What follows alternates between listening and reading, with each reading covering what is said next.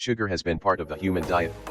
Since olden times it was introduced to the Western world by the Arabs who brought both the plant and the knowledge for its cultivation to Sicily in Spain. In the 8th and 9th centuries, however, sugar remained an expensive spice up until the 1800s, mainly due to the hassle involved in its production, but the Industrial Revolution changed all that. And now the industry is worth $67 billion. So how is it made?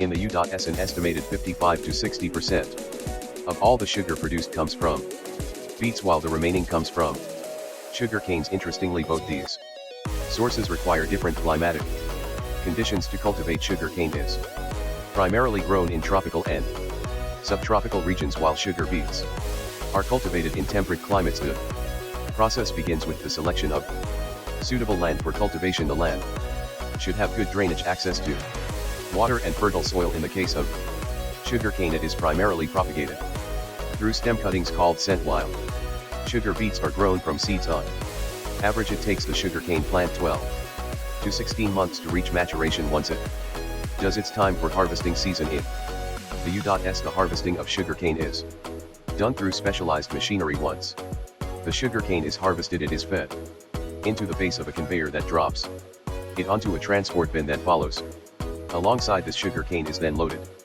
onto trucks that deliver it to the mill. Once at a mill, trucks empty their load onto a receiving table along with the soil and rock, but if it's to be ready for the next stage, it must be as clean as possible. For this purpose, the cane is fed into a belt conveyor that takes the cane through strong jets of water and combing drums to remove large amounts of rock, trash, and leaves. Then the cane's hard structure is broken down inside a crusher where rotating hammers break the cane into smaller pieces. The crushed cane is loaded into a milling tandem that's designed to extract the sweet juice from it. Inside the milling tandem, the crushed cane passes through a series of 5 or more mills. Large cylinders compress the cane fiber, removing as much juice as possible. The juice is then diverted into a channel away from the big ass. The dried pulp left behind after the juice has been extracted, the leftover pulp or big ass, is not wasted and instead can be burned as fuel. The process is supervised at each of the mills to ensure quality control. Finally, a vat collects the juice that flows from the top and bottom of the mills. Now that the juice has been successfully extracted from the sugar cane, it's time to process it. But before this can be done, the sugar cane juice goes through a series of tests at the sugar mill's laboratory. In these tests, the juice is purified and then fed to a polarimeter. The most important parameter being checked for in these tests is the sugar concentration of the juice. This is done for a variety of purposes. It not only ensures consistent quality but helps optimize processing, determines sugar yield, sets fair prices, meets regulations, and aids in scientific research and development. The sugar cane juice then falls through a 10-meter high tower as sulfur dioxide vapors rise through it. This process is known as sulfitation.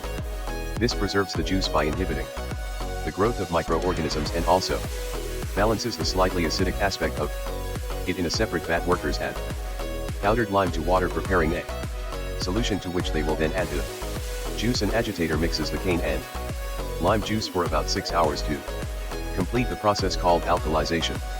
This helps further regulate the juice's pH level and clarify it. In reaction to the lime, the juice color changes from brown to yellow. Next, the juice goes into clarification tanks to remove any leftover impurities. It takes over 2 hours for the juice to settle and for the impurities to fall to the bottom of the tank. However, the residue isn't simply thrown away just yet. Workers filter the residue, also known as mud, to extract any remaining sugar. After the sugar has been extracted, the leftover mud is used to fertilize the cane fields.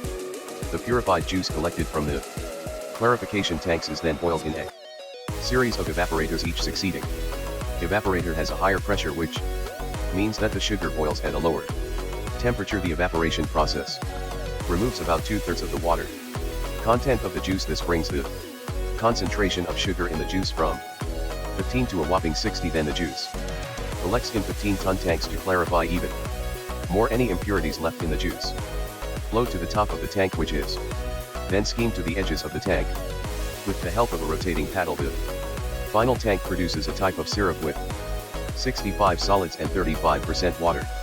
Crystallization is the next step in the manufacture of sugar. Crystallization takes place in a single-stage vacuum pan.